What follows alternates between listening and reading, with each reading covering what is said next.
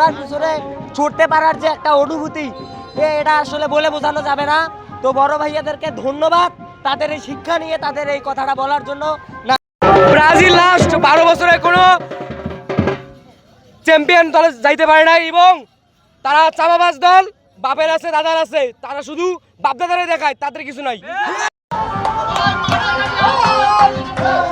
আরো অনেক তারকা আছে এবং 2026 সালে এবং আমরা জিতবো ইনশাআল্লাহ। মাত্র ভার্সিটি পড়ুয়া ছাত্ররাই শুধু ব্রাজিল সাপোর্ট করে। অনেক মেধাবী ভার্সিটি পড়ুয়া এবং বড় বড় বিজ্ঞ লোকজন যারা খেলা বোঝে, খেলা দেখে, যারা খেলে, তারাই আর্জেন্টিনার সমর্থন করে। আমরা জয়ের ব্যাপারে 100% আশাবাদী, আমরা ব্যাক টু ব্যাক চ্যাম্পিয়ন হব। এটা মাত্র শোডাউনটা হচ্ছে যার সাথে স্যাম্পল, এখন আমাদের মূল পর্ব বাকি আছে। আমাদের ফ্যানজন রেডি হচ্ছে। আর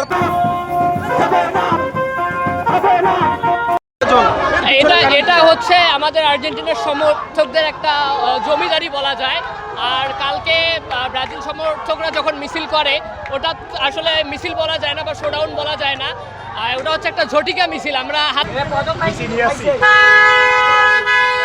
আমি বলতে চাই যে 2014 সালে মারাকানায় 7 গোল খাওয়ার পর থেকে ব্রাজিল সমর্থকরা এই 12 বছরে 7 আপ খায় না। তারা এই 7 আপ না খাওয়ার কারণে তারা 7 আপের যে টেস্ট আছে, এই টেস্টটা ভুলে গেছে। এই কারণে